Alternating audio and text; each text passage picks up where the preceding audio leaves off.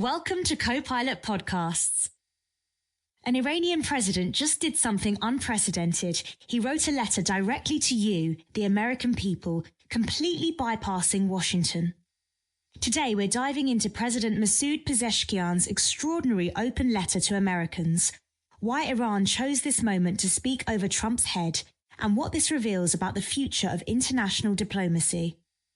By the end of this episode, you'll understand how this letter challenges everything we think we know about US-Iran relations and why it might represent a completely new form of diplomatic warfare. Let me paint you the scene here. On April 1st, while Trump was threatening to blast Iran back to the Stone Ages, Iran's president posted a 4-page letter on X addressing Americans directly. What makes this so remarkable? This is diplomatic theater at its most audacious. According to the page content, Iran has launched what they're calling a coordinated diplomatic initiative aimed squarely at the American people, bypassing Washington's political establishment entirely. Pezeshkian isn't just writing a letter, he's essentially saying, I don't find your government credible enough to address directly. Wait, so he's literally going around the US government? Exactly. The timing is everything here. While Trump was claiming to be in talks with Iran, Tehran strongly denied any such engagement. The letter is Iran saying, we're speaking over his head, directly to American citizens. It's diplomatic crowdsourcing. That's fascinating. But let's step back. Who is Masoud Pezeshkian and why does his voice matter right now? Pezeshkian came to power through early elections following the death of his predecessor Ebrahim Raisi in a plane crash in May 2024. According to the Middle East Council analysis, he's facing unprecedented challenges: the fall of Assad in Syria, rolling back of Iranian influence, and now Trump's return to office. So he's essentially a president under siege, trying a completely new approach.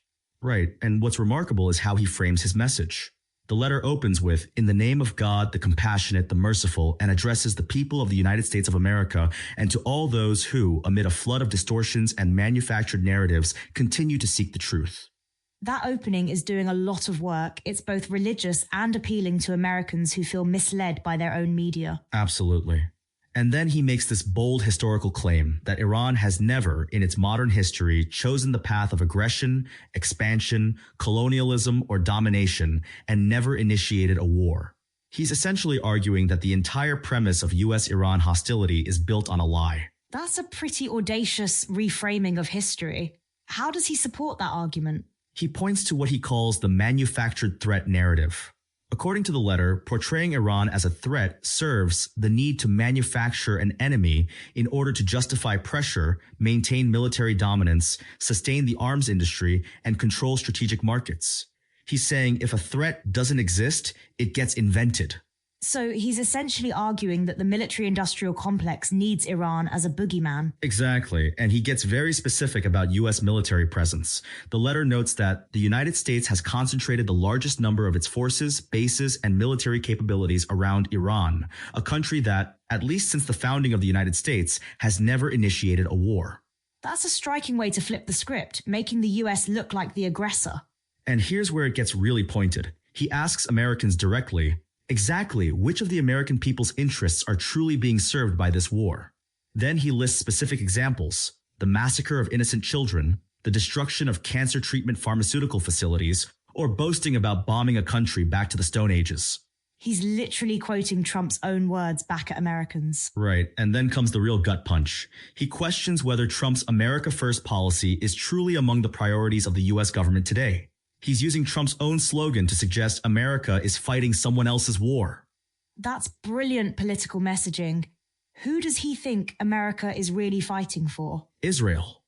He accuses the United States of acting as a proxy for Israel and claims Israel manufactures an Iranian threat while seeking to fight Iran to the last American soldier and taxpayer dollar. It's a direct challenge to the U.S.-Israel relationship. Wow, that's not subtle at all. But what about the human element? Does he try to connect with ordinary Americans? He does something really clever here. He emphasizes that the Iranian people harbor no enmity toward other nations, including the people of America, and that Iranians consistently draw a clear distinction between governments and the peoples they govern. He's saying, we like you, we just don't like your government. And he points to Iranian immigrants as proof, right? Exactly. He challenges Americans to look beyond the machinery of misinformation and see Iran as it really is, visible in the accomplished Iranian immigrants who teach at prestigious universities and contribute to advanced technology firms across the West. It's like saying, you know us, we're your neighbors and colleagues. That's actually pretty effective messaging. But let's talk about the context. What was happening when this letter came out? The timing was incredible. According to Al Jazeera's reporting, the letter came just hours after Trump issued his latest threat, writing on social media that the U.S. would continue blasting Iran into oblivion unless the Strait of Hormuz is reopened. It's like Pezeshkian was responding in real time. So this is happening during an active conflict? Yes, and that makes it even more remarkable.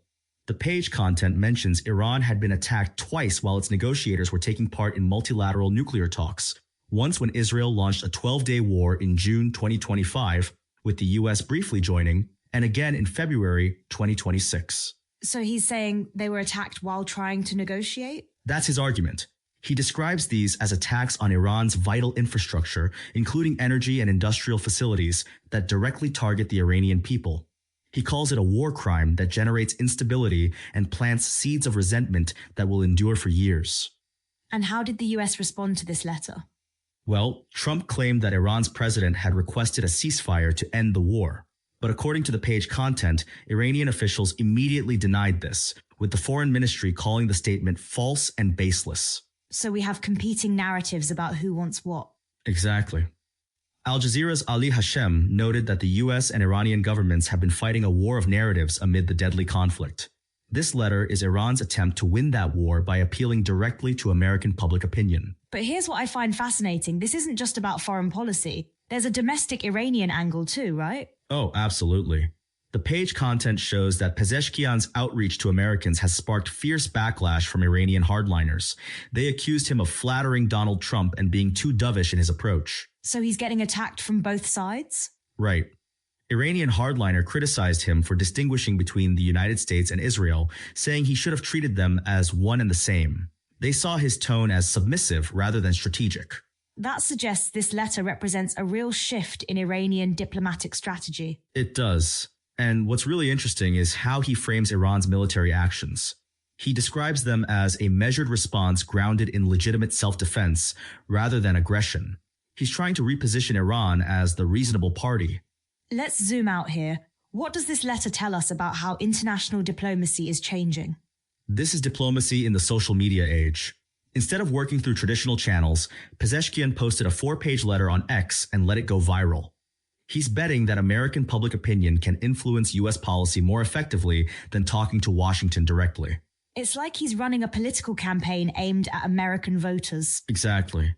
And the page content suggests this is part of Iran's growing confidence that they've already won the battle of hearts and minds across the region, and now they're taking that message directly to American citizens. But does this kind of public diplomacy actually work? That's the million-dollar question. What we do know is that it represents a fundamental shift from government-to-government diplomacy to leader-to-people diplomacy. Pezeshkian is essentially saying traditional diplomatic channels have failed, so let's try something completely different. And the letter does raise some uncomfortable questions for Americans about whose interests are really being served. Right. When he asks, does the massacre of innocent children serve any purpose other than further damaging the United States' global standing? He's forcing Americans to confront the human cost of their government's policies. It's also interesting how he frames the choice.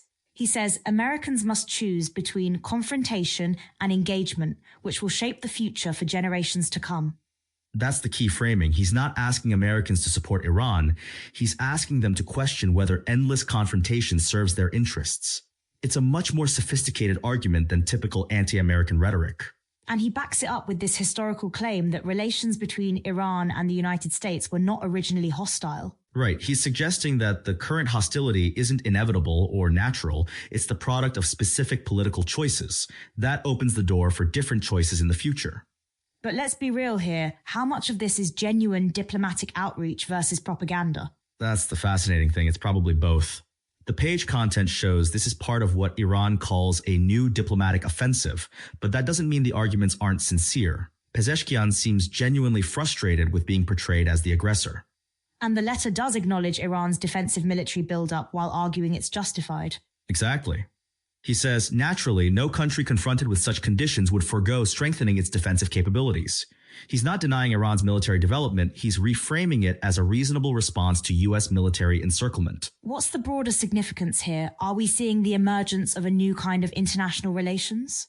I think we are. When traditional diplomacy fails, leaders are increasingly going directly to foreign publics.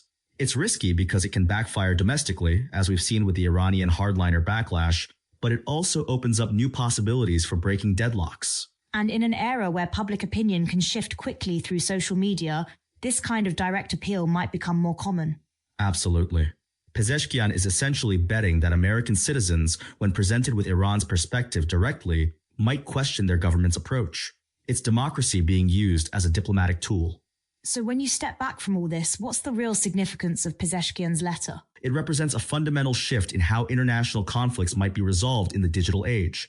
Instead of waiting for governments to negotiate, leaders can now appeal directly to foreign populations and try to create pressure for policy change from below. And whether you agree with Iran's arguments or not, the letter forces Americans to confront some uncomfortable questions about their government's foreign policy priorities. Right. When Pezeshkian asks whether America First is truly a U.S. priority, he's using Trump's own language to challenge American assumptions about who benefits from endless Middle East conflicts. Here's what this really comes down to. We're witnessing the democratization of diplomacy. Leaders can no longer rely solely on backroom negotiations when they can take their case directly to foreign publics through social media. And that changes everything. It means public opinion becomes a battlefield in international relations in ways we've never seen before. Pezeshkian's letter isn't just diplomacy, it's a campaign for American hearts and minds. The next time you see a foreign leader addressing Americans directly, remember this moment. Pezeshkian just showed us the future of international relations, and it looks a lot more like a political campaign than traditional diplomacy. Thanks for joining us on Copilot Podcasts.